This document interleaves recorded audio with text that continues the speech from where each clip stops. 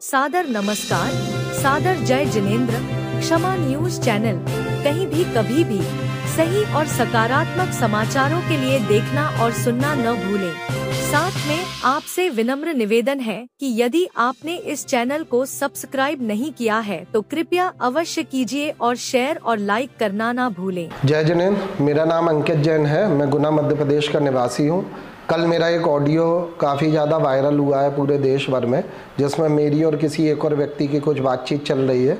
उसमें दुर्भाग्यवश 2 साधुओं का नाम गलती से मेरे मुंह से बुला है और उसको लेके देश में काफ़ी ज़्यादा लोगों का आक्रोश रहा है। पर मुझे ये समझ में नहीं आया कि इसमें मेरे परिवार की क्या गलती थी। अगर कुछ भी बात करनी थी तो वो डायरेक्ट मुझसे होनी चाहिए, मेरे से रिगार्डिंग होनी चाहिए। जब एक पक्ष आ चुका था तो दूसरे पक्ष का इंतज़ार होना चाहिए था। ऐसा क्यों हुआ कि मेरे वाइफ का नंबर कुछ लोगों को बांट दिया गया और उनके पास में कॉल आए, सैकड़ों कॉल दिन भर में आए हैं। वर्ष 2013 से मैं आचार्य श्री विद्यासागर महाराज जी के संघ और संघ के मुनिराजों के साथ जुड़ा हुआ हूँ। मेरे काफ़ी सारे फोटोग्राफ्स और वीडियो देश भर में काफ़ी वायरल हुए हैं। विगत इतने वर्षों में मैंने आचार्य श्री विद्यासागर जी के सैकड़ों फोटो खींचे हैं, जो कि देश में सबसे ज़्यादा वायरल हुए हैं। मेरे द्वारा लिए गए जो वीडियोस हैं वो आज भी सभी रील्स वगैरह में लगते हुए आए हैं। संघ के प्रति कितना समर्पित हूँ ये संघ के मुनिराज भी जानते हैं और मेरे कई सारे काम ऐसे पहले हुए हैं जिनमें मैंने संघ के लिए काफ़ी ज़्यादा प्रभावना के कार्य किए हैं। विगत 4 वर्षों से मैं एक व्यापारिक संस्था श्री विद्यासागर इवेंट के नाम से काम कर रहा हूँ। एक और संस्था है पुण्योदय विद्यापथ, जिसका पूर्व में नाम पुण्योदय विद्या संघ था। तो सामाजिक संस्था से भी मैं जुड़ा रहा हूँ।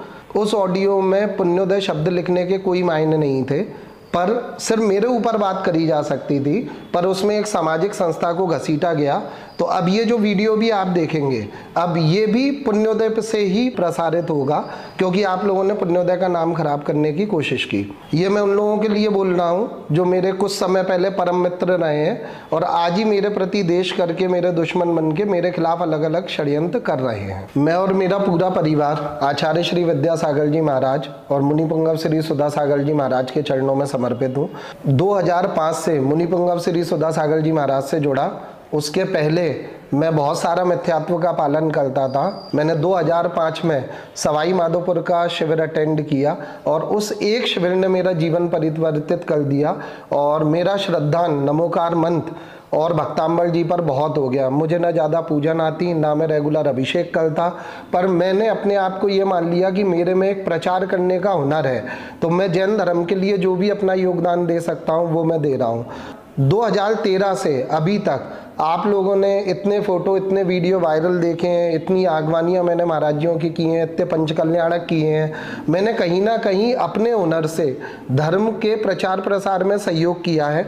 मेरे पिताजी विगत 22-23 वर्षों से मुनिपुंगव श्री सुधासागर जी महाराज के शिविरों में शिवरालती रहे हैं। अभी वो एक हार्ट पेशेंट हैं। हार्ट पेशेंट होने के बावजूद भी उन्होंने इसी वर्ष सागर में वॉलंटियर के रूप में अपना योगदान दिया है। मेरे बारे में संघ में लगभग सभी साधु जानते हैं और मैं लगभग सभी साधुओं के पास जाता रहा हूँ। 1.5 वर्षों से मैं मुनिपुंगव श्री सुधासागर जी महाराज का प्रचार प्रसार पूरा देख रहा हूँ, सोशल मीडिया मैनेजमेंट कर रहा हूँ। जब भी महाराज जी आगरा चतुर्मास के लिए पहुंचे थे तब से मुझे जिम्मेदारी मिली थी और मैं फोटो और वीडियोग्राफी की सेवाएं वहां दे रहा हूं। इसके लिए श्री सुधासागर जी महाराज भक्तगण परिवार भारत मुझे पैसा देता है। इसमें कई सारे श्रेष्ठी जुड़े हुए हैं। वो श्रेष्ठी मुझे पैसा देते हैं, बदले में मैं फोटो और वीडियोग्राफी की सेवाएं दे रहा हूँ, लाइव की सेवाएं दे रहा हूँ।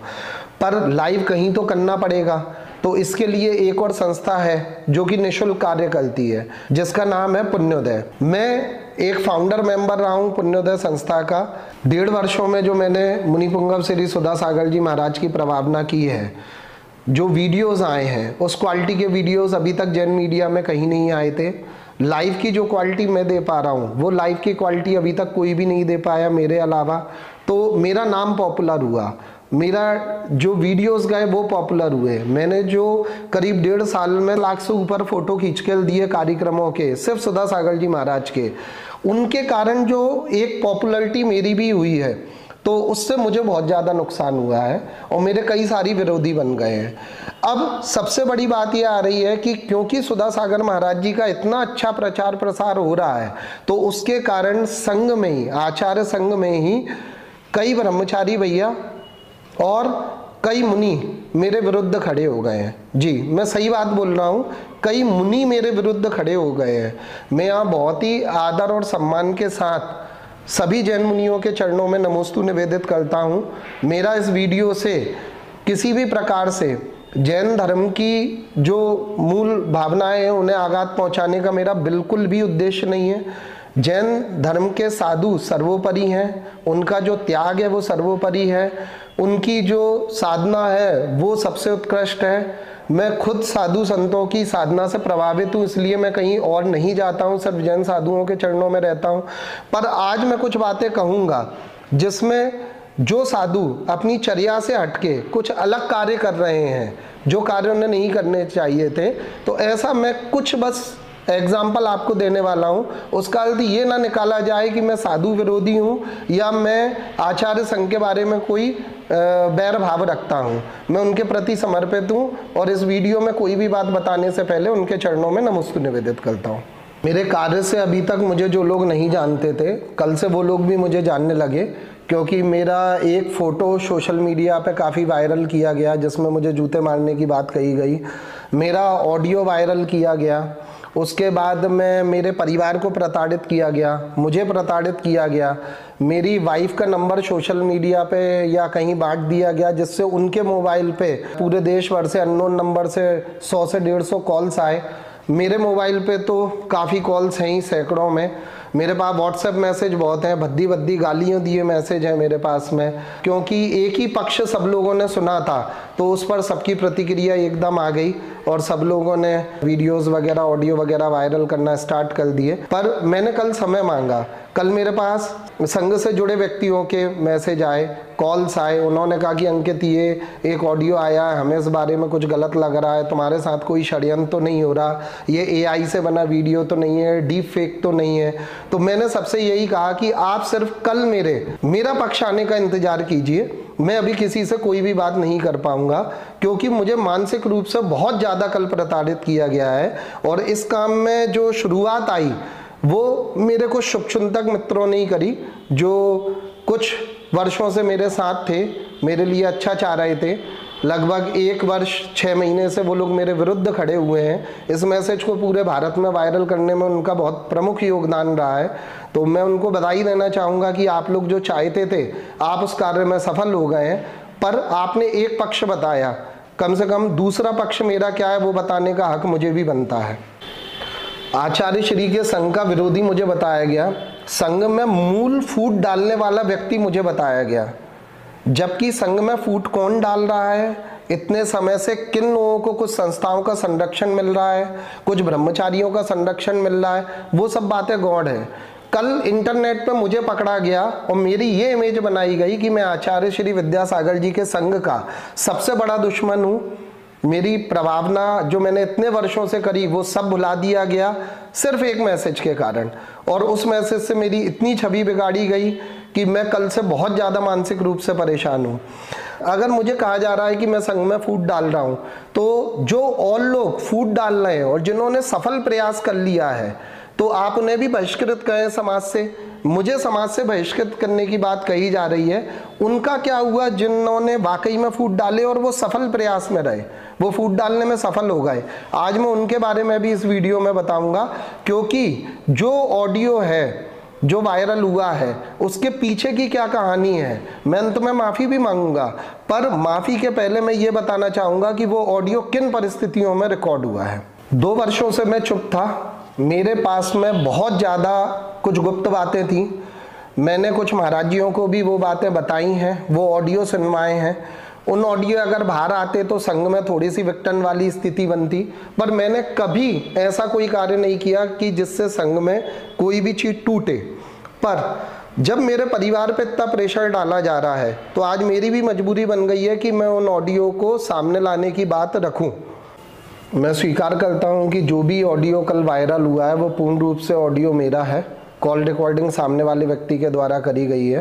ना ही वो कोई डीप फेक वीडियो है, ना ही वो कोई एडिटेड वीडियो है, ना ही उसमें कोई एआई तकनीक का इस्तेमाल किया है। शुद्ध जैसे मैंने बोला था वैसा सामने वाले ने रिकॉर्ड किया है। रिकॉर्ड करने के बाद वो मार्केट में जिन भी परिस्थितियों में आया है उनसे मुझे मतलब नहीं है। मेरे पास कल काफ़ी प्रेशर आया कि उन दूसरे व्यक्ति का नाम बताया जाए, क्योंकि जो वीडियो बनाकर चलाया गया था उस ऑडियो का, उसमें एक तरफ तो मेरा नाम लिखा गया था पर दूसरी तरफ उनका नाम छुपाया गया था। तो कोई दिक्कत की बात नहीं है, मुझे उनसे कोई परेशानी नहीं है, ना मेरी उनसे कोई द्वेष भावना है। उनका नाम टोनू निर्मल है। निर्मल स्टूडियो के नाम से बड़ा बाजार, सराफा बाजार सागर में उनकी फ़ोटो वीडियोग्राफी की शॉप है। 13 वर्षों से मेरे मित्र रहे हैं वो, और मैं उनका बहुत बहुत धन्यवाद कहना चाहता हूँ कि ये बातें जो मैं 2 साल से अपने अंदर दबाए बैठा था और मैं अंदर ही अंदर घुट रहा था, आज आपने ये ऑडियो वायरल नहीं किया होता या लोगों को नहीं दिया होता तो मैं ये सत्य और भी सामने नहीं ला पाता। तो आज आपने मुझे ये बोलने का अवसर दिया है, इसके लिए मैं आपका बहुत बहुत धन्यवाद करता हूं टोनू भाई का। और इस ऑडियो के माध्यम से कहता हूं मेरे टोनू भाई के प्रति मेरे मन में कुछ भी नहीं है, और जैसे अपन मित्र थे आगे भी वैसे मित्र रहेंगे। गलतियां कुछ मेरी रही हैं तो मैं उन गलतियों को भुगत रहा हूँ।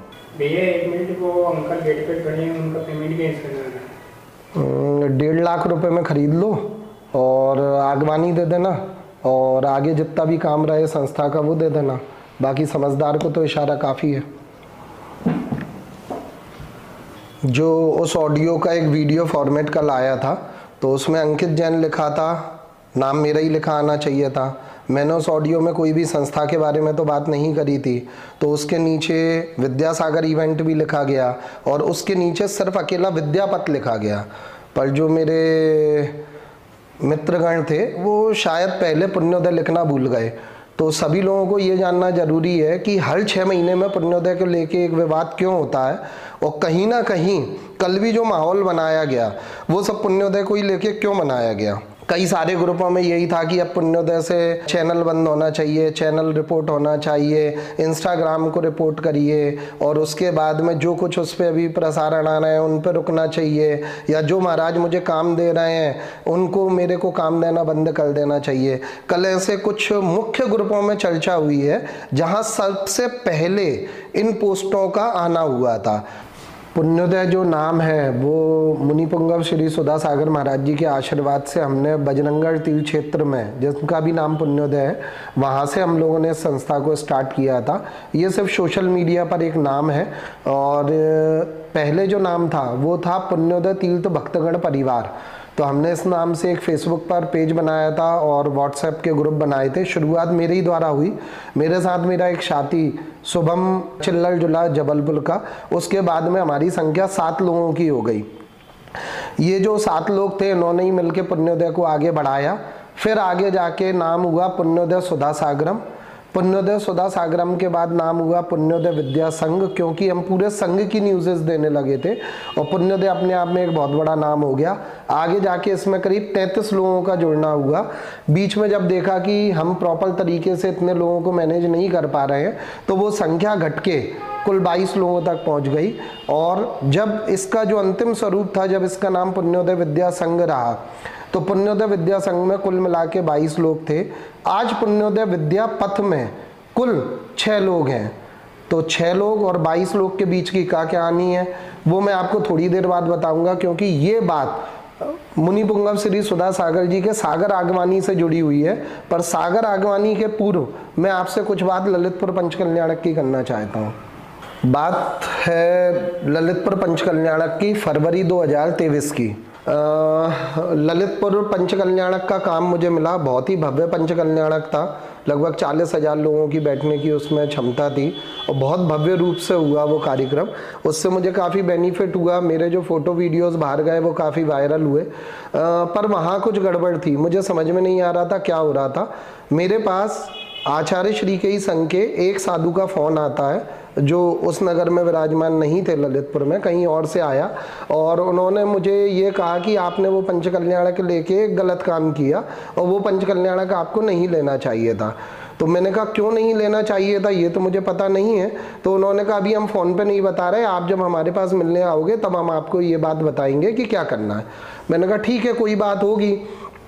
थोड़ी बहुत उड़ी उड़ी कुछ खबरें आ रही थी कि ललितपुर और सागर से रिलेटेड कुछ कमेटियों के बीच में वार्तालाप चल रहे हैं और सोशल मीडिया पे कुछ चीज़ें आ रही थी, पर मैंने उन पर ध्यान नहीं दिया।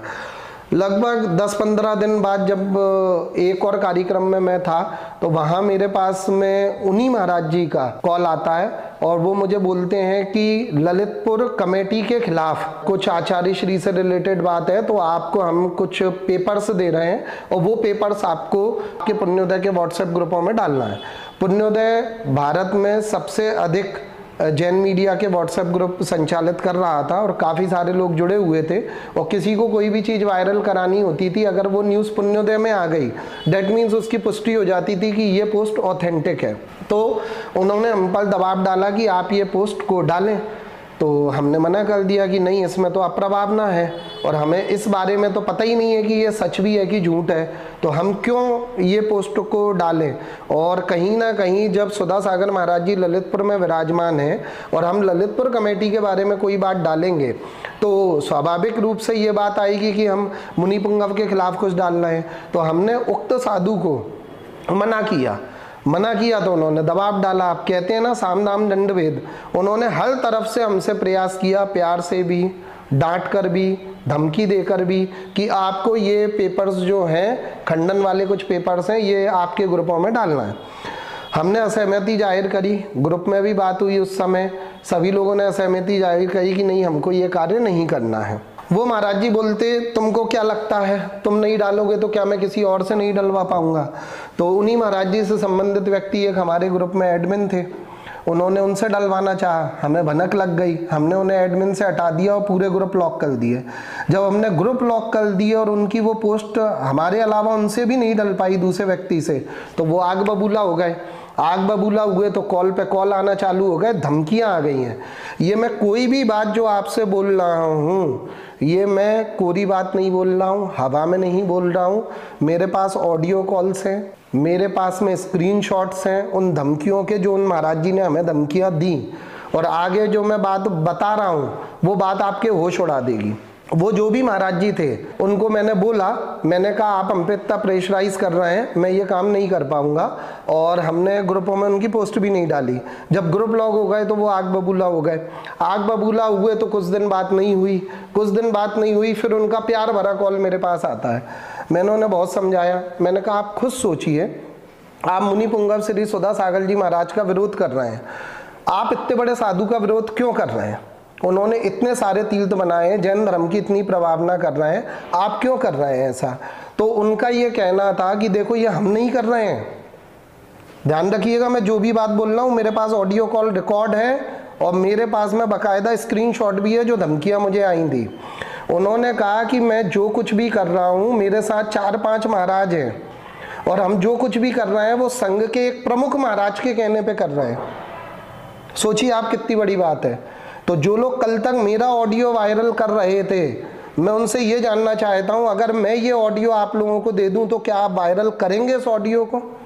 या इस ऑडियो को मैं किसी बहुत बड़े मंच से प्रचारित करवाऊँ या किसी बहुत बड़े मंच से इस बात को लेकर आऊँ? 2 साल हो गए हैं, 2 साल, फरवरी 2023 की घटना है। मैंने इस बात को अपने अंदर दबा के रख रखा है। संघ के 5 से 6 साधुओं को मैंने वो ऑडियो कॉल भी सुनवाई है, पर संघ के हर साधु ने यह कहा कि अगर ये ऑडियो कॉल बाहर आ गई तो संघ में बहुत ज़्यादा लड़ाई झगड़े हो जाएंगे, आप इस ऑडियो को बिल्कुल नष्ट कर दो, दबा के रख लो। पर मैंने नष्ट नहीं किया, ऐसे ही दिन के लिए मैंने बचा के रखा था जब मुझे ये सब देखना पड़ेगा।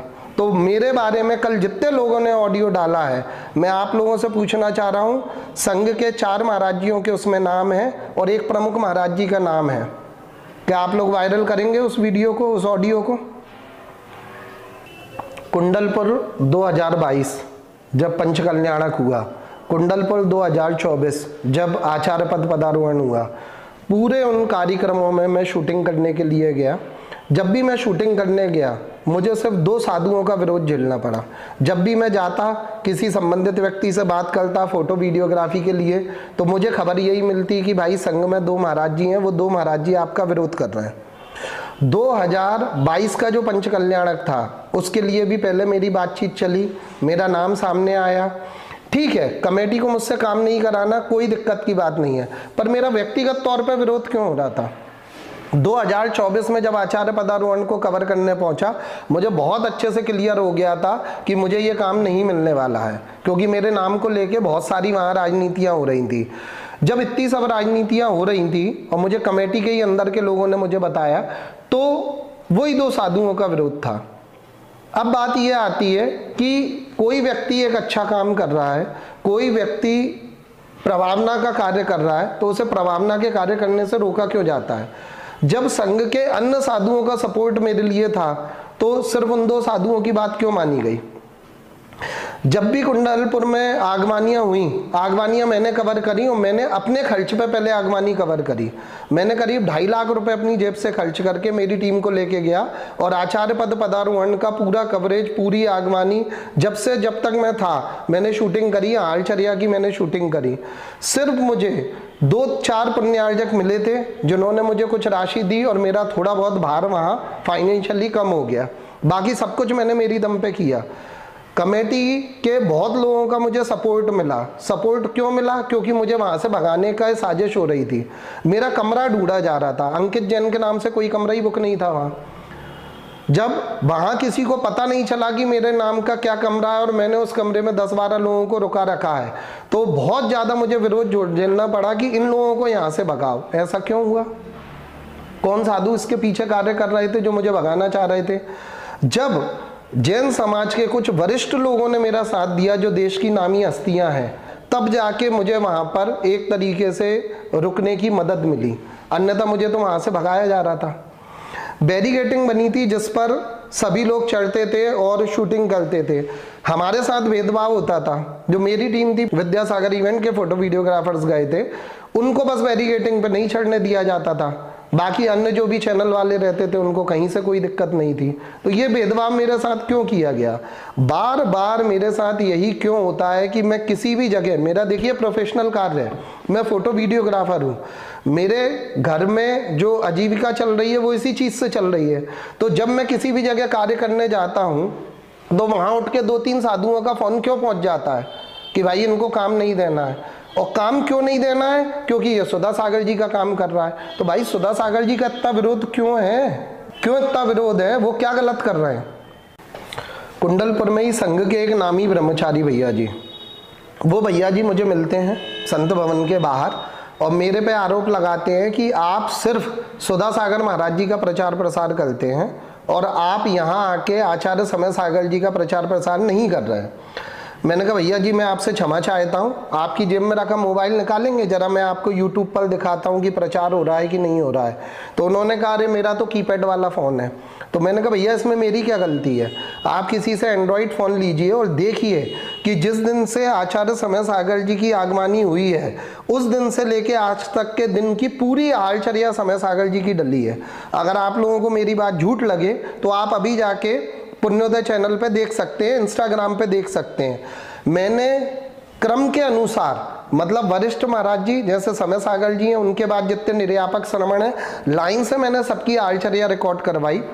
सुधा सागर महाराज जी का जो आलचर्या और होती थी उनकी शूटिंग में एक व्यावसायिक तौर पे करता था, पर अन्य जितनी भी महाराजियों की शूटिंग करी वो मैंने खुद के लेवल पे करी। 1-2 के बस पुण्यार्जक होते थे। तो ये आरोप मेरे पर क्यों लगाए गए जब मैं सारे महाराजियों की कवरेज कर रहा हूँ? इवन जिन 2 महाराजियों ने मेरा विरोध किया था उनके तक फोटो आपको इंस्टाग्राम, फेसबुक और यूट्यूब पे मिल जाएंगे। हमने उनका तक प्रचार किया है, भले ही वो हमारे विरुद्ध रहे हो।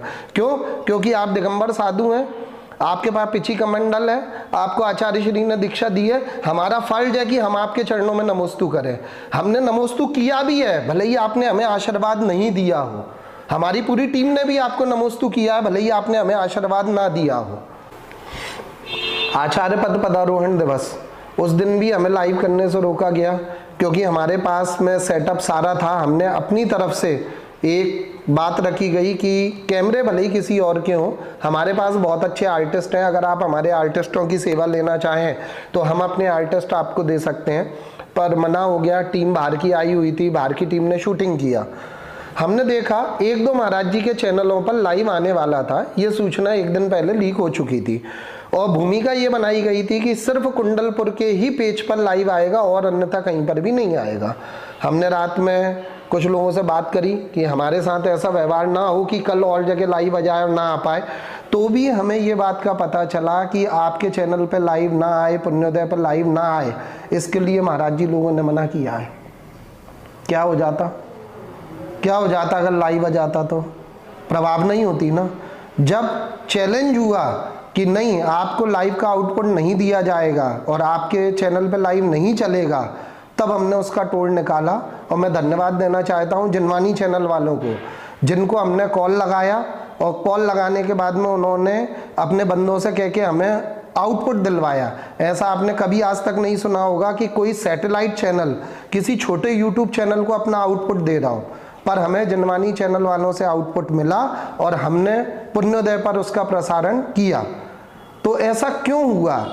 अगर कोई चीज फैलती है या और ज्यादा दर्शकों तक पहुंचती है, हम थोड़े ही बहुत तो जैनी हैं। कई बात जाती है कि करोड़ों तक बात जा रही है, करोड़ों तक बात जा रही है। 40 लाख जैनी होंगे, 40 लाख जैनी में से शायद 20 लाख दिगंबर जैनी होंगे। उनमें से कितने होंगे जो आचार्य श्री विद्यासागर जी के संघ से जुड़े होंगे? ठीक है, अलग अलग संघ भी हैं। अब मान लीजिए कि आपको एक बड़े नेटवर्क तक पहुंचाना है, तो उस दिन तो ये कार्य होना चाहिए था कि भारत में जितने चैनल है सबको एक एक लाइव का दे देना चाहिए था। 26 अप्रैल 2024 कुंडलपुर से मुनि संघ का विहार होता है और एक बहुत अच्छा कार्यक्रम पटेरा में होता है कि पहली बार जिज्ञासा समाधान और शंका समाधान एक साथ होता है। मुनि श्री सुधा सागर जी महाराज और मुनि श्री प्रमाण सागर जी महाराज के साथ में बहुत बड़ा एक संघ वहाँ विराजमान था, मुनि संघ विराजमान था, और वहाँ ये कार्यक्रम आयोजित होता है। उस कार्यक्रम से रिलेटेड कोई एक ब्रह्मचारी हो सकता है, मैं नाम भी गलत ले रहा हूँ, ब्रह्मचारी मनोज शायद, उन्होंने एक वीडियो निकाला और उन्होंने उस वीडियो पे काफ़ी विवाद हुआ समाज में। और उस वीडियो के बाद में जब उन्होंने माफ़ी मांगी तो उन्होंने एक बड़ी रहस्यपूर्ण बात बताई। उन्होंने ये बताया कि उन्होंने स्वीकार किया कि वो वीडियो उन्होंने निकाला था, पर उन्होंने ये बताया कि उनके वीडियो का दुरुपयोग हुआ क्योंकि उस वीडियो के साथ उन्होंने कोई पोस्ट नहीं लिखी थी, उसे उन्होंने सब मात्र यूट्यूब पर डाला था। तो ये जो पोस्ट लिखने का काम था ये किसने किया था? मेरे पास सर्वप्रथम वो पोस्ट जो आई थी वो शहपुरा शहर के एक मंच संचालक की आई थी। मैं उन्हें साधु सुधारक भी कहता हूं क्योंकि वो सिखाते हैं समय समय पे कि साधुओं को किस प्रकार अपनी चर्या का पालन करना चाहिए। तो शहपुरा का वो जो व्यक्ति था, जो मंच संचालक था, उसने मुझे निजी तौर पे वो पोस्ट पहले भेजी थी और मेरी उस पोस्ट के बारे में उनसे कुछ चर्चा भी हुई थी। तो उस पोस्ट में लिखा हुआ था कि उन 21 साधुओं को बहिष्कृत करना चाहिए जो पटेरा में विराजमान थे। अब आप मुझे ये बताइए, आज मेरे खिलाफ एक ऑडियो मैसेज होता है, ठीक है, मैंने स्वीकार किया वो ऑडियो मेरा है और मुझे पनिशमेंट के रूप में आप लोगों ने एक निंदा प्रस्ताव मेरे खिलाफ निकाला, अलग अलग समाज मेरे खिलाफ निंदा प्रस्ताव निकाल रही है। पर आज 9 से 10 महीने होने को आ गए, जिस व्यक्ति ने 21 साधुओं को बहिष्कृत करने के लिए, दिगंबर जैन साधु, उत्तम चर्याधारी साधु, उनके बारे में जिसने गलत लिखा, क्या उस व्यक्ति को आपने समाज से बहिष्कृत किया अभी तक? उसी समय एक ब्रह्मचारी दीदी उसी पोस्ट का प्रचार करती हुई नजर आई। उन ब्रह्मचारी दीदियों के काफी सारे स्क्रीनशॉट वायरल हुए कि देखिए एक ब्रह्मचारी दीदी इस प्रकार का कृत्य कर रही हैं कि उन्होंने 21 साधुओं के बारे में बहिष्कृत करने की बात कही समाज से। क्या आप लोगों ने, जो निंदा प्रस्ताव निकालने में एक्सपर्ट हैं, क्या आप लोगों ने अभी तक उनके खिलाफ कोई निंदा प्रस्ताव निकाला है? क्या आपने जो काम मेरे लिए मात्र 2 दिनों में किया है, क्या आप ऐसे लोगों के लिए वो काम 10 महीने में भी कर पाए हैं क्या? अब कहाँ गई जैन समाज? अब क्यों नहीं निकाला जैन समाज ने? क्यों? वो 21 साधुओं का सम्मान आपके लिए कोई मायने नहीं रखता क्या? और तो और अभी नई घटना सुनिए, सिर्फ 1 महीने पूर्व की बात है। आचार्य श्री विद्यासागर जी की परम शिष्या, एक ऐसी आर्यिका जिनका प्रवचन के लिए काफ़ी नाम फेमस है, उनके प्रवचन भारत में बहुत ज़्यादा अधिक सुने जाते हैं, उन माता जी के लिए यही साधु सुधारक मंच संचालक ने एक बात एक ग्रुप में लिखी, व्हाट्सएप ग्रुप में लिखी, उसके स्क्रीनशॉट वायरल हुए कि देखिए इस व्यक्ति ने एक आर्यिका के बारे में क्या गलत लिखा है। ठीक है, जब वो बात बढ़ती है और वो बात बढ़कर पूरे देश में फैल जाती है और देश में एक जन आक्रोश होता है उस व्यक्ति के प्रति, तो उस व्यक्ति को बचाने के लिए अगले से फिर वही ब्रह्मचारी दीदी आती हैं। ऐसा क्यों? जब किसी ने गलती करी है तो वो चीज सामने आनी चाहिए ना। आप निंदा प्रस्ताव निकालते हैं ना, तो निंदा प्रस्ताव उस व्यक्ति के लिए क्यों नहीं निकाला गया? तब जन समाज कहाँ थी? वो ब्रह्मचारी दीदी पहले भी थी और इस वाली स्टोरी में भी ब्रह्मचारी दीदी आई, तो उनका रोल हर जगह क्यों रहता है? जब वो साधुओं को बहिष्कृत करने की बात करती है तब कोई निंदा प्रस्ताव नहीं निकलता है। जो लोग गलत काम कर रहे हैं उनको बचाने के लिए वो आती हैं आगे, तब उनके लिए कुछ भी नहीं कहा जाता है। तो ऐसी कौन सी संस्थाएं हैं जो ऐसे लोगों को संरक्षण दे रही हैं कि आप कोई भी गलती करते जाओ, साधुओं के लिए कुछ भी बोलते जाओ और हम आपको माफ करते चले जाएंगे? बस जब मेरे जैसे लोग पकड़े होते हैं तो निंदा प्रस्ताव आने लगते हैं। अब मैं आपको एक घटना बताता हूं जो मुनि पुंगव श्री सुधा सागर महाराज जी के सागर प्रवेश के पहले हुई, जो एक बहुत बड़ा षड्यंत्र था और उस षड्यंत्र का एक हिस्सा हमें बनाया गया था, बस हम बच गए उसमें। बात मैं कर रहा हूं पुण्योदय की। पुण्योदय विद्या संघ के नाम से हम लोगों का चैनल चल रहा था, जिसका नाम अभी पुण्योदय विद्यापथ कर दिया गया। क्या कारण था? वो कारण मैं आप लोगों को बताना चाहूँगा। हम लोगों का पुण्योदय विद्या संघ के नाम से एक ग्रुप चल रहा था। हम लोग व्हाट्सएप पे, फेसबुक पे, इंस्टाग्राम पे और यूट्यूब पर एक्टिव थे। 22 लोगों का पूरा एक ग्रुप था। उस ग्रुप में से 22 लोगों में से पहले करीब 7-8 लोगों ने ग्रुप छोड़ा। ग्रुप छोड़ने के अलग अलग कारण रहे। कारण पता किए गए कि साहब आप लोग क्यों ग्रुप से अलग हो रहे हैं, तो किसी ने बताया, एक साथ ही लगभग 3-4 दिन के अंतर से 7-8 लोगों ने ग्रुप छोड़ा था। तो जानकारी लगी कि किसी का स्वास्थ्य खराब है, किसी को वैराग्य के मार्ग पे जाना है, तो उनको ये लाइक सब्सक्राइब वाली चीज़ों से समस्या होती है, तो वो इन चीज़ों को अब छोड़ना चाह रहे हैं। बहुत अच्छी बात थी। एक व्यक्ति ने ग्रुप सिर्फ इस कारण से छोड़ा कि भैया आप सुधा सागर महाराज जी का प्रचार प्रसार करते हैं और मैं किन्हीं एक महाराज जी से जुड़ा हुआ हूँ, उन महाराज जी से भी संबंधित जो महाराज जी हैं वो सुधा सागर जी को पसंद नहीं करते हैं, तो कल को मैं पुण्योदय में रहता हूँ तो मैं उनको क्या जवाब दूंगा, उनको क्या दिखाऊंगा? इसलिए मैं आपका ग्रुप छोड़कर जा रहा हूं। हालांकि बाद में वापसी उन्हीं की हुई और उन्होंने ही पूरे ग्रुप का कचड़ा किया।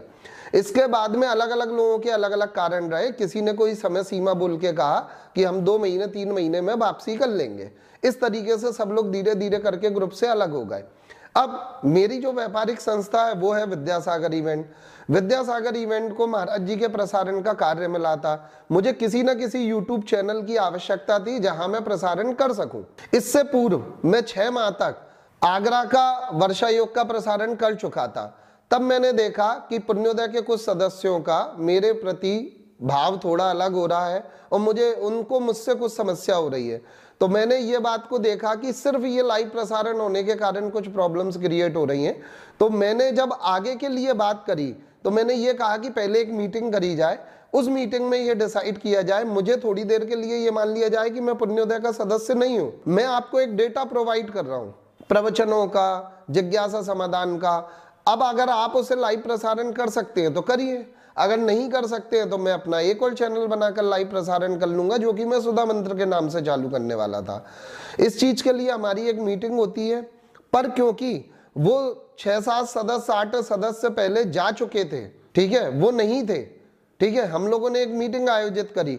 मीटिंग में करीब 7 लोग बैठे, 7 में से सिर्फ 1 की असहमति हुई, 6 के पक्ष में वोट गए। और उस बात को करने के लिए भी हमारे पुण्योदय के 2 बहुत जिम्मेदार भैया ने उस पूरी की पूरी मीटिंग को एक तरीके से अध्यक्षता करी। उस मीटिंग की सारी चीजें तय हो गई, पर मैंने कहा कि आप एक समय सीमा तय करें। तो मुझे समय सीमा दी गई 1 वर्ष कि आप 1 वर्ष तक अपना प्रसारण कर लीजिए, उसके बाद में हम आगे की बात करेंगे। ठीक है, ये बात हो चुकी थी। सिर्फ 6 महीने ही हुए थे, जितने लोग बाहर जा चुके थे उनकी वापसी होती है। तो एक षड्यंत्र के लिए वापसी होती है उनकी, और सबने मिलकर ये प्लान किया। एक मेरा ग्रुप के एक व्यक्ति से निजी विवाद होता है, वो निजी विवाद हम लोग बाहर निपटा लेते हैं। उस निजी विवाद को ग्रुप का मुद्दा बना दिया गया, और जब ग्रुप का मुद्दा बनाया गया तो ये बात करी गई कि आपको कल से ही जितने भी प्रसारण आपके द्वारा आ रहे हैं वो बंद किए जाएंगे। ये सब कुछ सागर प्रवेश के ठीक पहले क्यों हुआ, जब सागर प्रवेश होना था? क्योंकि योजना यही चल रही थी कि सुधा सागर जी किसी भी तरीके से सागर ना पहुंचे, और अगर सागर का चतुर्मास होता है तो वो फेल किया जाए। ये षड्यंत्र हमें पता चला। हमें ये भी पता चला कि इसमें कुछ ब्रह्मचारी भैया, एक छुल्लक जी और साधुओं का भी नाम था। ये भी हमें पता चला, पर हम खुल के ये बात ग्रुप में बता नहीं पा रहे थे, क्योंकि कुछ भी लिखना आजकल के समय में बड़ा रिस्की रहता है। अब हमने ये बात समझाने की कोशिश करी, पर ग्रुप तोड़ने वालों ने ग्रुप तोड़ दिया, लोगों को भड़काया, और आगे स्थिति ये रही कि पूरे व्हाट्सएप ग्रुपों पे कब्जा हो गया। कब्जा कैसा? जो मेरी टीम थी, जो डेली पोस्ट डालती थी, जो डेली लिखती थी, या वो लोग जिन्होंने, जैसे मैं नाम एक लेना चाहूँगा, निखिल नसीराबाद, उस लड़के ने पुण्योदय के लिए बहुत मेहनत करी। उसने वर्षों तक दिन रात जग के लोगों को व्हाट्सएप ग्रुपों से जोड़ा। उसने इंस्टाग्राम का प्रचार प्रसार किया, इंस्टाग्राम पुण्योदय का उसी का बनाया हुआ था। आज उस लड़के को व्हाट्सएप ग्रुपों से, एडमिन से हटा दिया गया। आप किसी ग्रुप को एडमिन कंट्रोल कर रहे हैं, और एडमिन कंट्रोल करने के बाद आप सामने वाले व्यक्ति को हटा देते हैं एडमिन से, तो इसका मतलब यही है ना कि वो अपनी कोई पोस्ट ना डाल पाए। जो मेरी टीम थी, जो डेली पोस्ट डालती थी, उनको हटा दिया गया। मतलब हमारे द्वारा कोई भी पोस्ट नहीं जानी चाहिए, क्योंकि हम उनकी बात नहीं मान रहे थे, क्योंकि हमारे लिए कुछ फरमान जारी हो गए थे कि कल से ही आपका जो लाइव चल रहा है वो सब कुछ बंद होना चाहिए। क्यों भाई? जब 1 साल की पूरी बात हो चुकी थी तो 6 महीने में क्यों बंद होना चाहिए? दूसरी बात, जो सदस्य उस समय ग्रुप में थे ही नहीं, जिनके साथ में मीटिंग नहीं हुई थी और जिनको पुण्योदय से कोई मतलब नहीं था, जो अपने अपने निजी कारणों से चले गए थे, उनका एकदम वापसी से आना हुआ। तो सब क्या कोई योजनाबद्ध तरीके से आए हुए थे? मैं काफ़ी परेशान था, मानसिक टेंशन में था। मैंने ये बात को कुछ साधुओं से शेयर किया कि इस प्रकार की हरकतें की जा रही हैं। उसके बाद में मैं कुंडलपुर गया बड़े बाबा के चरणों में श्रीफल रखने। जिस दिन मैं कुंडलपुर से दमोह लौटा और ट्रेन पकड़ना था, उसी दिन रात को मैं देखता हूं हमें सारे व्हाट्सएप ग्रुपों से निकाल दिया गया। निकाल दिया गया मतलब एडमिन से हटा दिया गया कि आप अपनी कोई पोस्ट नहीं डाल पाओगे। तो क्लियर बात थी कि उन ग्रुपों पे कब्जा हो चुका था।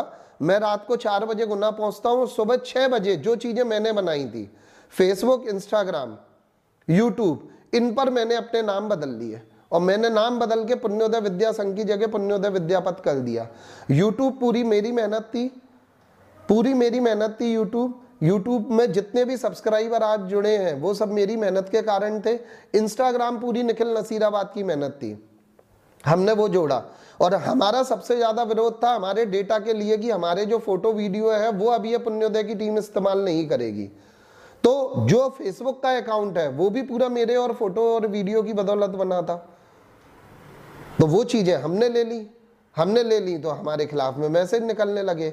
अब आप मुझे ये बताइए, मैं जनता से ये पूछना चाहता हूं कि जिन लोगों ने भी विरोध किया कि कल से प्रसारण नहीं आएगा, क्या उनको इतनी समझ नहीं थी कि मुनि पुंगव के प्रवचन और जिज्ञासा समाधान आ रहे हैं, पर डे 10 से 12 हजार लोग देख रहे हैं, अगर वो प्रवचन बंद होते हैं तो उससे अप्रभावना नहीं होगी क्या?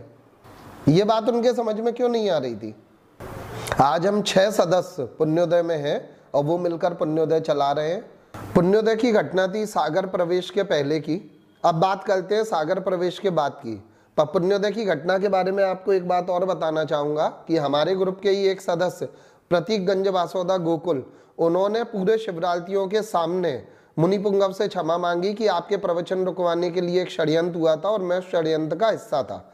उनकी बहादुरी देखिए, उनका गुरु के प्रति समर्पण देखिए कि 5000 लोगों के सामने उन्होंने मंच से क्षमा मांगी। 7 जुलाई 2024 मुनि पुंगव श्री सुधा सागर जी महाराज का प्रवेश सागर में होता है। भव्य आगवानी होती है सागर में, कटरा बाजार में महाराज जी का प्रवेश होता है। प्रवेश के समय एक व्यक्ति मेरे से आकर मिलता है, कहता है आप पंचकल्याणक का कार्य करते हैं? मैंने कहा जी बिल्कुल करता हूँ। कह रहा है हमें एक पंचकल्याणक का कार्य आपको देना है, यहाँ शोर बहुत हो रहा है, क्या आप गाड़ी में चल के बात कर लेंगे? मैंने कहा जी बिल्कुल। गाड़ी उनकी सामने ही खड़ी थी, गाड़ी में जाके हम बैठे, स्विफ्ट डिज़ायर वाइट कलर की थी, उसमें हमारी बैठे। तो उन्होंने मुझे बताया कि नहीं बात किसी और को करनी है, मैं तो ड्राइवर हूँ। तो मैंने कहा ठीक है। उन्होंने एक कॉल लगाया, कॉल पर नाम लिखा आया दीदी, मुझे पता नहीं कौन दीदी थी। तो वो एक महिला थी, महिला ने मेरे से बात करी, पहले मेरी बहुत तारीफ करी कि आपका लाइव बहुत अच्छा आता है, आपके वीडियोस बहुत अच्छे आते हैं, आप जैन धर्म की बहुत प्रभावना कर रहे हैं। तो मैंने उनका धन्यवाद किया। मैंने कहा आप बताइए, आप कोई पंचकल्याणक की बात करना चाह रहे हैं तो पंचकल्याणक कहाँ का है, किस शहर का है और क्या बात होनी है? तो उन्होंने कहा नहीं पंचकल्याणक नहीं है, अभी आपको जो पैसा मिल रहा है उससे डबल पैसा मिलेगा, बस आपको काम नहीं करना है। मैंने कहा ये क्या चीज़ है, काम नहीं करना है, नहीं काम करने का आप पैसा दे रहे हैं? मैंने कहा आप कौन बोल रहे हैं? तो कह रहे नहीं नहीं, वो आपको हमारा नाम जानने की ज़रूरत नहीं है, जो भी बात है वो अपनी फ़ोन पे हो जाएगी और आपको पैसा मिल जाएगा। मैंने कहा नहीं, आप पहले नाम तो बताइए कि आप कौन बोल रही हैं। तो उन्होंने मुझे अपना नाम नहीं बताया, उन्होंने ये कहा आप तो ये बताएं कि आप अभी मुनि पुंगव श्री सुधा सागर जी का प्रचार प्रसार करने के लिए जो भी पैसा आप राशि लेते हैं, हम उससे डबल राशि आपको देंगे, बस आपको कोई भी प्रचार प्रसार नहीं करना है और अपनी टीम को वहाँ से अलग कर लेना है।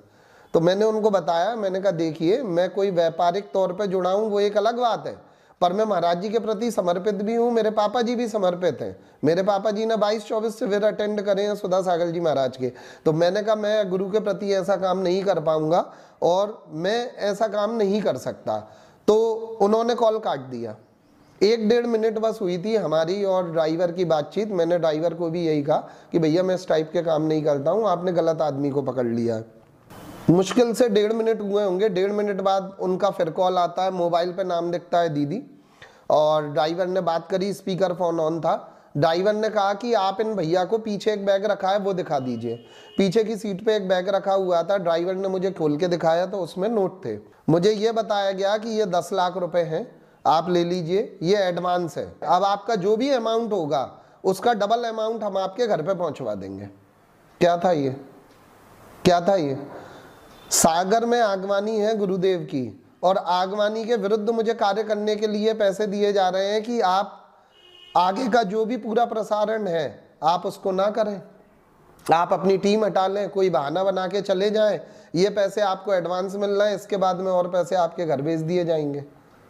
तो आप सोचिए कि सुधा सागर महाराज जी जो धर्म की इतनी प्रभावना कर रहे हैं, उनकी प्रभावना रुकवाने के लिए कितने गलत गलत तरीके के काम किए जा रहे हैं।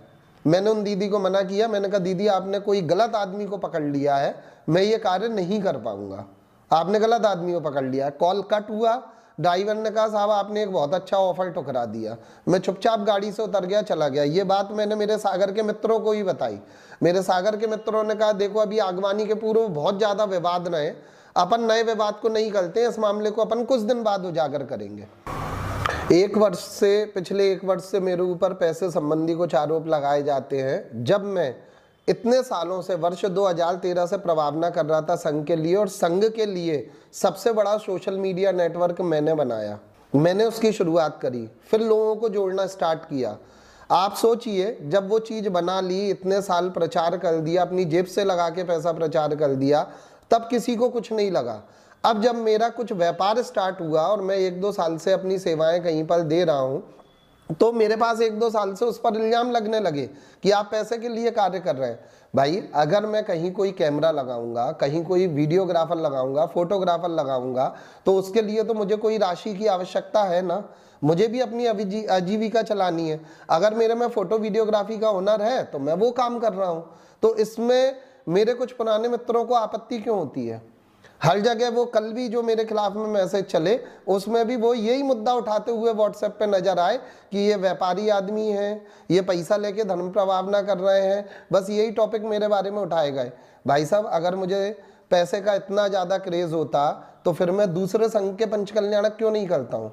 मैं आपसे ये सवाल पूछना चाहता हूँ कि मुझे आज तक किसी ने आचार्य विद्यासागर जी महाराज के संघ के अलावा अन्य संघों के पंचकल्याणक करते क्यों नहीं देखा गया? पर जब मेरे खिलाफ ऐसे निंदा प्रस्ताव निकाले जा रहे हैं और काम किए जा रहे हैं, तो फिर तो मुझे ये लगता है मुझे तो ये लाइन छोड़कर शादी की फोटोग्राफी या कॉरपोरेट इवेंट्स की फोटोग्राफी कर लेनी चाहिए। तो आप खुद सोचिए कि मैंने कभी भी ना ही पुण्योदय के थ्रू आचार्य श्री के संघ के अलावा अन्य संघ का कोई प्रचार प्रसार किया है। मुझे अन्य संघों से प्रॉब्लम नहीं है, पर अन्य संघों के पास में पहले से सोशल मीडिया पे प्लेटफॉर्म थे। आचार्य श्री विद्यासागर जी के संघ के पास कुछ नहीं था, तो वो हमने क्रिएट किया था। अगर मैंने श्री विद्यासागर इवेंट्स के द्वारा प्रोफेशनल कार्य किया है तो उसमें भी मैं आज तक कभी भी आचार्य संघ के अलावा किसी और संघ के पास नहीं गया। तो अगर मुझे पैसा ही कमाना होता तो और संघ के पंचकल्याणक बुरे थे क्या? मुझे कई नेशनल लेवल के कार्यक्रम ऑफर हुए, पर मेरे पास इतनी व्यस्तताएं रहीं और मेरा मन नहीं था चूंकि दूसरी जगह जाने का, तो मैं फिर नहीं गया वहाँ। मेरे साथ पिछले 1 साल से बार बार ऐसी घटनाएं हो रही हैं कि जिनसे बड़ा मानसिक टॉर्चर होता है।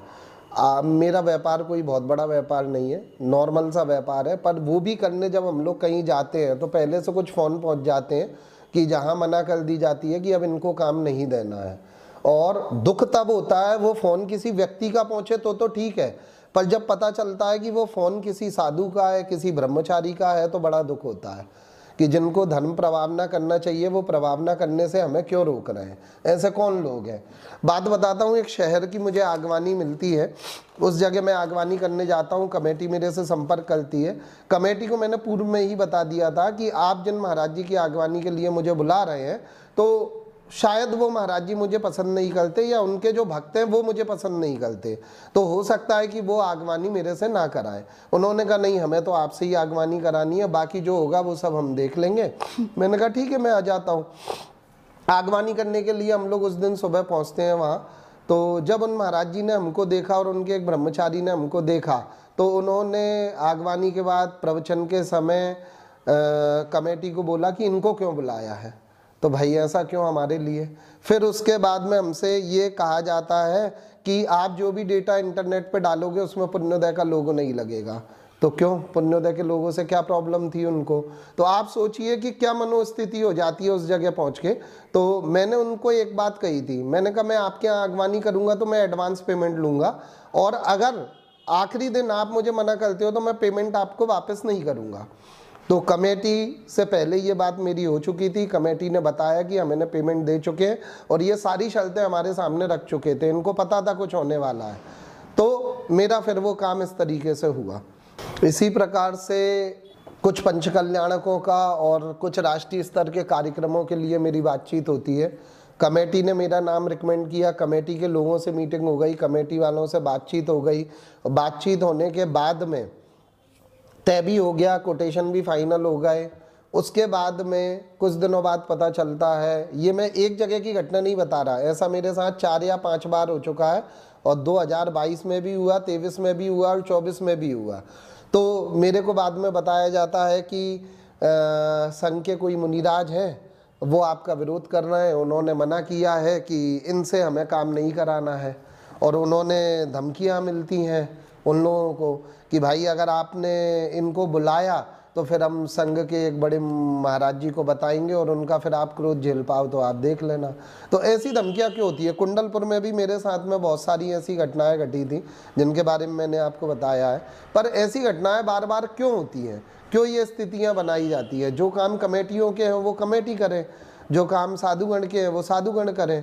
तो हमेशा हर जगह जहाँ पर भी मैं आता जाता हूँ 2 या 3 साधुओं का ही नाम क्यों आता है, 2 या 3 ब्रह्मचारियों का नाम क्यों आता है कि भाई इनके पास से फ़ोन आ चुका है और मना हो चुकी है। कहीं ना कहीं कमेटी में आपके कुछ व्यक्तिगत संबंधी भी होते हैं, व्यक्तिगत आपके रिश्तेदार भी होते हैं, आपके शुभचिंतक भी होते हैं। तो ऐसा नहीं है कि हर बात छुप जाती है, हर बात पता भी चल जाती है, बाहर आ भी जाती है। मुझे विगत 1-2 वर्षों से जो बार बार परेशान किया जा रहा है, टारगेट किया जा रहा है, मुझे धर्म प्रवावना के कार्य से दूर रखने की कोशिश हो रही है, जो बार बार कॉल्स कहीं से पहुंच रहे थे, उन कारणों से मेरे मन में एक मानसिक प्रेशर था। तो मेरे से जो भी गलती हुई वो एक भावावेश में आके गलती हुई, मैंने अपनी गलती स्वीकार कर ली है। इस वीडियो के पूर्व में ही मैंने बता दिया था, इस वीडियो के शुरुआत में ही मैंने बता दिया था कि हाँ जो वो ऑडियो था वो ऑडियो मेरा ही था और मैं उसके लिए बहुत दुखी हूँ, बहुत गिल्टी फील हुआ है मुझे उसके लिए और मैं क्षमा प्रार्थी हूँ। सर्वप्रथम मैं जय श्रेष्ठ निर्यापक श्रमण मुनि श्री योग सागर जी महाराज जी के चरणों में नमोस्तु निवेदित करके माफ़ी मांगना चाहता हूँ कि महाराज जी आप भी मेरे से वर्षों से परिचित रहे, मेरा आपके प्रति कोई द्वेष नहीं है, कोई रोष नहीं है।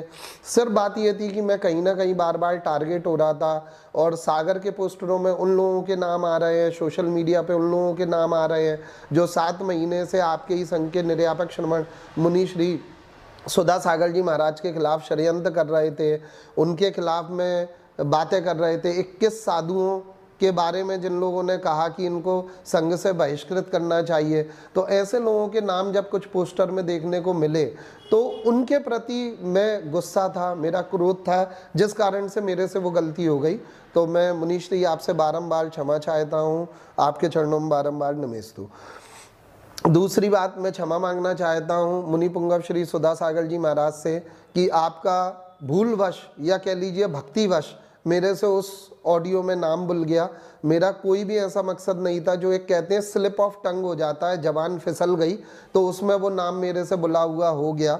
कई बार आप अपनी कोई चीज़ को वजनदारी दिखाने के लिए बड़े लोगों का नाम ले लेते हैं, बस वही मेरे साथ हो गया कि मैंने सामने वाले से जो बात कर रहा था, तो वो बात करते करते मेरी ज़बान से आपका नाम आ गया।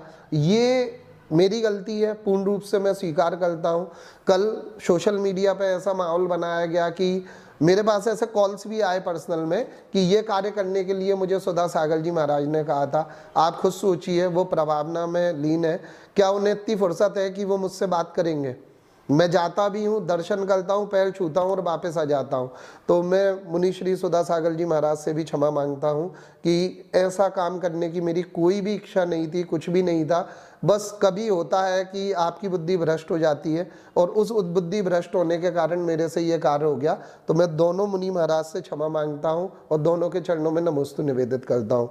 उस वीडियो में एक अंशुल मंगलम का भी नाम आया है। अंशुल मंगलम का इस टॉपिक से कोई लेना देना नहीं है। अंशुल मंगलम ने मुझे सागर पंचकल्याणक का पेमेंट किया था। पेमेंट में 10,000 रुपये बाकी थे। वो जो 10,000 रुपये मुझे अंशुल मंगलम से लेने थे, तो बस मैंने जिनका ड्रोन में मैंने नाम लिया टोनू निर्मल का, कि जिनको मैंने ड्रोन बुक करने के लिए कहा था, उनको बस मैंने कहा था कि आप अंशुल मंगलम से 4,000 रुपये ले लीजिएगा, बाकी फिर मेरे 6,000 बाकी रहेंगे तो वो मैं अंशुल मंगलम से बाद में उठा लेता। ये चीज़ थी। तो मैं पुनः बारंबार क्षमा मांगता हूँ, और मेरे उस ऑडियो की वजह से देश में जितने लोगों को दुख पहुँचा है, मैं उनसे भी क्षमा प्रार्थी हूँ। पर साथ ही मैं सबसे यही बात कहना चाहता हूँ, आप लोग थोड़ा सा सोचिए, जिस संस्थाओं ने मेरे लिए निंदा प्रस्ताव निकाले हैं, मैं भारत की जैन समाज से यही कहना चाहता हूँ कि इस प्रकरण में थोड़ा सा आप ये देखिए कि मेरी गलती थी, पर कोई बहुत बड़ा गुनाह नहीं था, मैंने किसी का मर्डर नहीं किया था। अगर मेरी गलती थी तो मैंने गलती की क्षमा मांगी है। जिन लोगों ने 21 साधुओं को बहिष्कृत करने के लिए बात कही, क्या उन्होंने अभी तक क्षमा मांगी है? क्या उनके लिए अभी तक कोई निंदा प्रस्ताव निकला है? मेरा जुर्म बड़ा था कि उनका जुर्म बड़ा था? वो बात को आप सोचिए। 7 महीने में सुधा सागर जी के खिलाफ इतने सारे षड्यंत्र होते हैं, सागर में उसके पहले होते हैं। मुझे डबल पैसा दिया जाता है कि आप उनकी प्रभावना मत करो। जब ऐसे कार्य होते हैं तो क्या उन लोगों को पकड़ा जाता है? क्या उन लोगों के खिलाफ कोई कार्य किया जाता है? क्या संस्थाओं में प्रोजेक्टर लगाकर ब्रह्मचारी दीदियां साधुओं का दुष्प्रचार करती हैं, तो जब वो दुष्प्रचार हो रहा था तो क्या उसके लिए अभी तक कोई भी निंदा पत्र निकला हुआ है? क्या मेरे लिए तो सिर्फ 2 दिन के अंदर निंदा पत्र निकला है, सिर्फ 2 दिन के अंदर। पर इन सब घटनाओं को होते हुए 9 से 10 महीने भी हो चुके हैं, क्या इनके लिए कोई निंदा प्रस्ताव निकला है? तो मुझे आज ये फील होता है कि शायद मैं अभी भी कहीं ना कहीं कुछ टारगेट किया गया हूँ, कि सिर्फ मेरा नाम कहीं थोड़ा सा पॉपुलर था तो टारगेट किया गया और बदनाम किया गया। आप सोचिए मुझ पे कितना मानसिक प्रेशर होगा। आप लोग जरा सोचिए, मेरी छवि बिगाड़ने का प्रयास किया जाता है। मैं अभी की बात नहीं कर रहा हूँ, मैं पहले की बात कर रहा हूँ। छवि बिगाड़ने का प्रयास किया जाता है, मुझे खरीदने का प्रयास किया जाता है। जो मैं धन प्रभावना के पुण्य कार्य कर रहा हूँ, मुझे उनसे रोका जाता है, मुझे व्यापारिक हानि दी जाती है। जब ये सब किसी व्यक्ति के साथ होता है तो उसका मानसिक प्रेशर क्या रहेगा। अभी जो ऑडियो वायरल हुआ उसके बाद मेरी वाइफ का नंबर जो दे दिया गया लोगों को और उस पर सैकड़ों कॉल आए, तो ये कहाँ का तरीका है? भाई कोई गलती मेरे से हुई है तो आप उस गलती के लिए मुझसे बात करें ना, आपको मेरे परिवार को टॉर्चर करने की क्या आवश्यकता है? तो मैं पुनः सभी लोगों से माफ़ी मांगता हूँ और समाज जन का इस तरफ ध्यान ले जाना चाहता हूँ कि संघ तोड़ने का कार्य मैंने नहीं किया। संघ तोड़ने का जिन लोगों ने कार्य किया है उनके उदाहरण मैंने इस वीडियो में आपको दिए हैं, और मैं ऐसी आशा करता हूँ समाज से कि जिन साधुओं ने कहा कि किसी बड़े साधु के कहने पे, प्रमुख साधु के कहने पे हमने कुछ षड्यंत्र किए सुधा सागर महाराज जी के प्रति या उनकी दुष्प्रभावना करी है, तो वो लोगों के नाम भी बाहर आने चाहिए। तो अगर समाज मुझे अनुमति देगा तो उन ऑडियो कॉल को मैं किसी बड़े मंच से प्रचार करने की अनुमति आप लोगों से चाहूँगा। धन्यवाद। जय जिनेन्द्र। आचार्य गुरुवर श्री विद्यासागर जी महाराज की जय। आचार्य गुरुवर श्री समय सागर जी महाराज की जय। मुनि पुंगव श्री सुधा सागर जी महाराज की जय। क्षमा न्यूज चैनल देखने के लिए आपको बहुत बहुत धन्यवाद। सादर प्रणाम। सादर जय जिनेंद्र।